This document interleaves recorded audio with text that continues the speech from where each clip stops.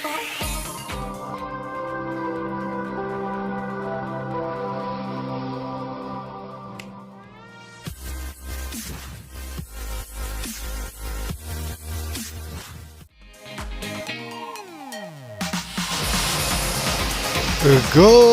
day mga paps. Ang lakas ng ulan sa amin ngayon. Nako, eto na naman, may tatampok na naman ako sa inyong Vivo Y11. Ayan. At saglit lang at magsisimula na tayo. Eto mga paps, itong Vivo Y11 na to ay matagal na hindi nagagamit ng mayari kasi hindi na daw nagcha-charge. Nung naalala pa niya, panahon pa daw to ng pagkatapos ng lockdown. Matagal-tagal na nga. Ngayon pa niya pinagawa, 2023 na. Saka sabi niya, nung hindi na niya ginagamit kasi ayaw na mag-charge kahit anong charger ang gamitin niya. Kaya ayan, ito gagawin na natin kung paano to gawin kasi matagal na naka-imbak at talagang drain na drain talaga tong battery na to kasi kahit anong charge ko wala talaga at ayaw talaga ma-detect. Kaya ito na paps, dumiretso na ako sa may charging port area para buksan. Ayan na, panghuling screw na yan para tanggalin na natin yung cover nya. Ayan, tanggalin na natin. Yan, makikita nyo, yan may flex, tinanggal ko na. Tapos yung antenna connector nya, pagkatapos yung ayan, yung pinaka main board, charging board niya. Ayan, makikita nyo pa, tinanggal ko yung cover ng charging port. Tsaka, ito yung pang tester kung gumagana pa ba yung charging port natin. Kaya, nakita ko may nakatakip pala, may pandikit pala nilagay, kaya hindi ko matester. Kaya, tinanggal ko na lang. Tsaka, nagdesisyon na akong tanggalin na kaagad. Kasi, sa pag-try ko pa lang ng iba't ibang charger, maluwang na talaga mga paps, hindi na kumakapit. Iba kasi yung maganda pa at may kapit pa, yun, pag salpak pa natin ng charger niya, malalaman na natin na kumakapit pa yung charger natin o wala na, luwang na, burikat na. Yun yung sinasabi nila. Kaya ito mga paps, gagamitan natin ito ng hot air or yung iba sabi yan may blower, hot, pero sa akin hot blower, hot air, hot blower, parehas lang. Ayan, iniinit na natin. Pero mga paps, tandaan natin, kailangan mainit na yung hot air natin bago natin tanggalin yung charging port. Kasi pag immature pa yung init natin, hindi pa masyadong mainit, saka yung mga tingga medyo hilaw pa, hindi pa nalulusaw at na pilit nating baklasin, yung mga panghinang niya matutuklap, matatanggal din yung kung saan ikakabit natin yung mga charger pin. Kaya ito, magandang pagkatanggal, walang sabit at ayan, lilinisan lang ng konti. Saka yung mga butas-butas dyan ng pangkapit ng charging port ay yan, lilinisan, tanggalin na natin yung mga tingga o lid na naiwan dyan. Saka yan, makikita nyo may supot mga paps. Ayan, yung nilalagyan ng charging port na bago.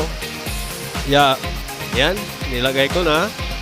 Yan, ngayon magsisimula natin yung kabit yan. Nakikita nyo, hinahanda ko na yung soldering iron. Saka, ayan ang mga paps, saglit lang.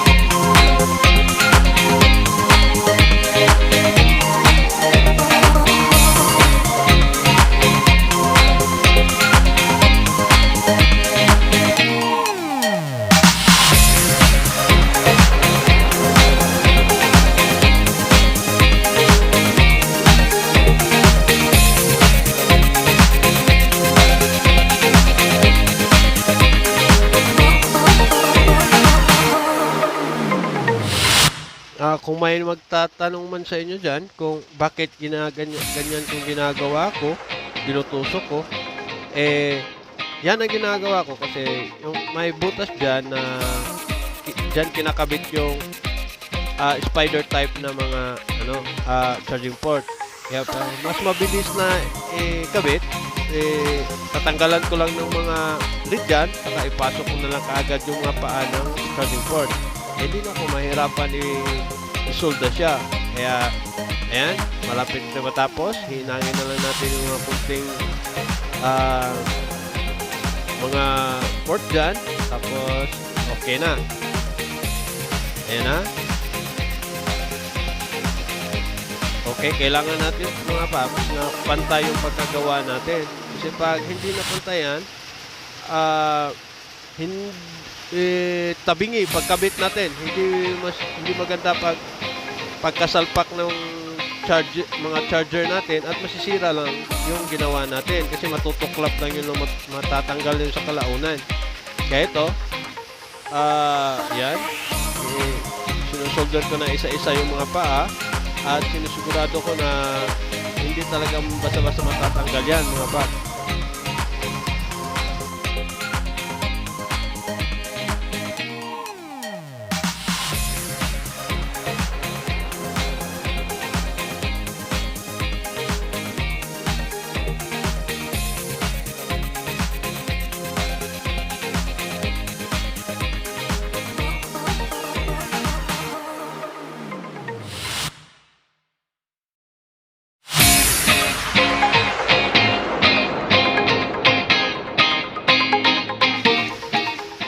Yung iba, gumagamit ng hot air, pero sa akin, hindi ako gumagamit ng hot air pag ganyan mga paps.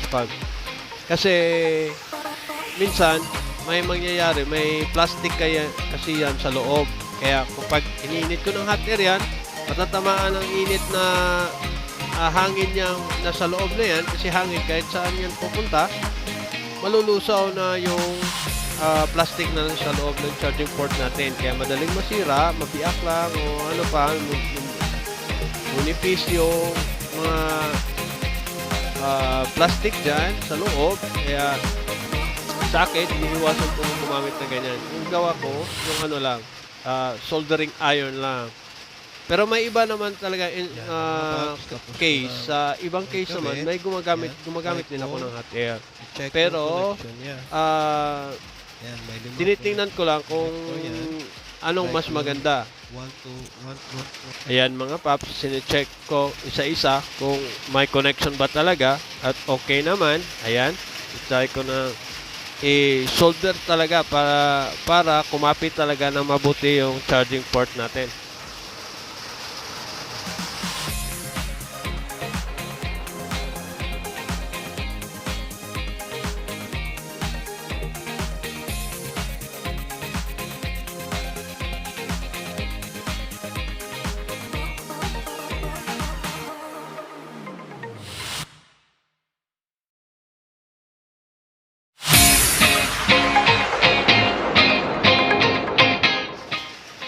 Yan ang mga paps, susubukan natin ikabit at ikabit na natin yung charging flex, saka subukan natin i-charge kung gagana na talaga.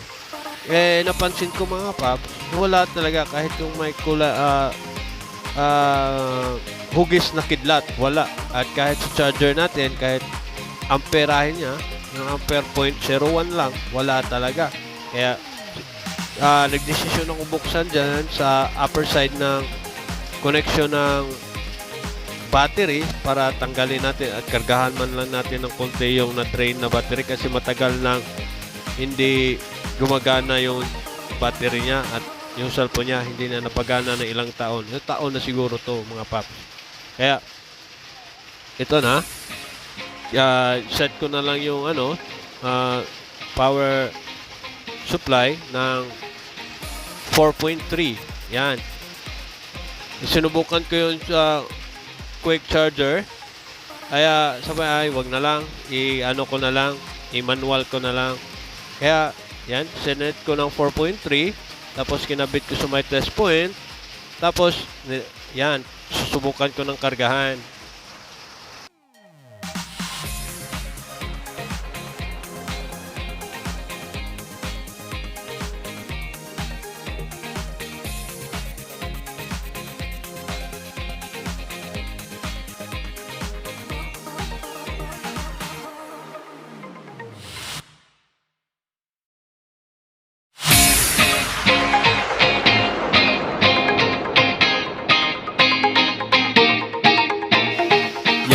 paps, sinubukan ko ulit na i-charge. Ayan, at may lumabas na nga yung kidlat, pero hindi pa nagba-battery sign. Yan ang inaantay ko na kumakarga na talaga pag nag-battery sign na. Kaya sinubukan ko yung charger, kung namimili ba siya ng charger. Yan, try natin kung yan, may kidlat na naman, ibig sabihin gumagana na yung charger port natin. Yan, balik ko yung kulay puti na charger. Yan, may battery kidlat sign na naman. Yan, ayan. Kaya dagdagan ko ng konti yung battery na naman at try natin kahit mga 5% lang yung mapasok na kuryente ay gagana na yung cellphone niya. At sinubukan ko ulit.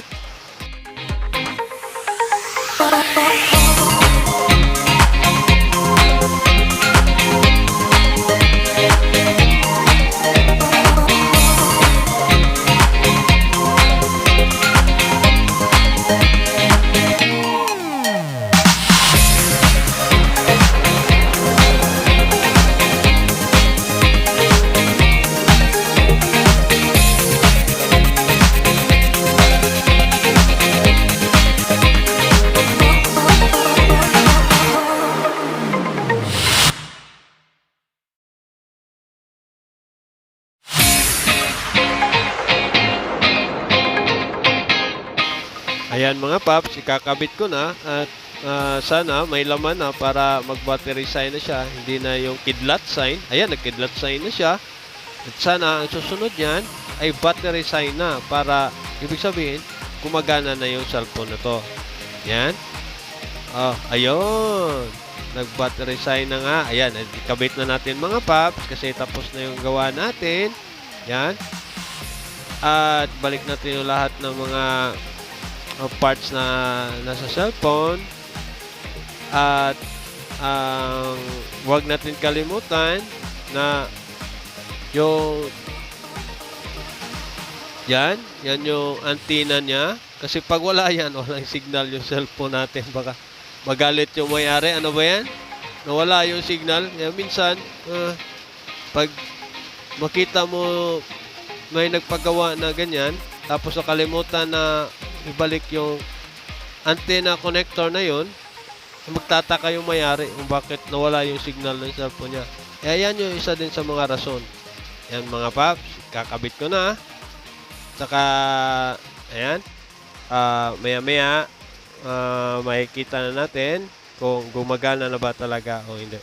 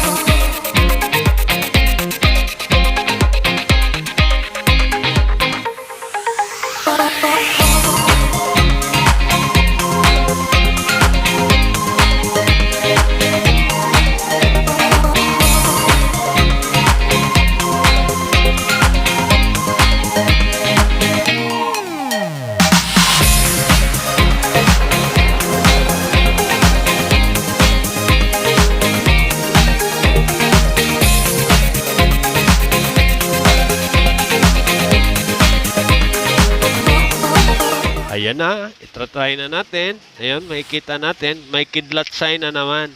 Kaya lang, ang silaw sa mata ng ilaw ko. Kaya, ayan, hindi natin makita kung, yan, pinupunasan ko na lang. Para matanggal din yung mga oily. Kasi oily kasi yung kamay ko mga paps. Kaya, hindi natin makikita. Yan. So, subukan kong i-on yan mga paps. I-on ko ito para malaman natin na kung may laman na ba yung cellphone nyo, gumagana pa ba yung cellphone nyo, kasi bahira naman kung ginawa natin, may sirang palang iba o may ano pala,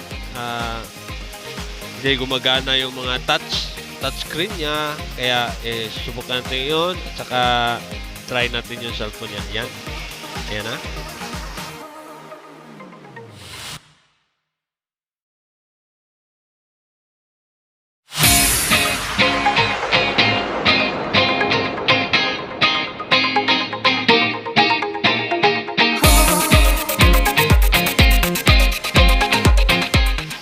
Yan na mga paps. Ayun. Oh. Wala. Delete lang. Baka nag-loading pa. Nako. Parang nag-lobat no? Hindi ba kumarga? Titingnan natin. Antayin lang natin. Baka mag-charge na ulit. Kaya ayan mga paps. Antayin lang natin kung mag-on na siya kusa o hindi talaga kumarga. Sige nga. Ayaw. Wala. Ilit lang ha. Parang may nakikita akong liwanag. Kaya lang hindi ko napansin. Zero brightness ata to ha. Ilit lang. Kakapain ko lang. Hindi ko makita. Parang naka zero brightness nga. Ayan, naka zero brightness nga mga paps. Yan na, nakikita natin. May gumagana na siya. Tsaka yan, ilang percent yan? Ayan, may 3% siya. Ayan. Kaya, okay na to mga paps. Salamat naman at nagawa ng cellphone niya at magagamit na ng may-ari to. At God bless us all. Thank you. Bye-bye.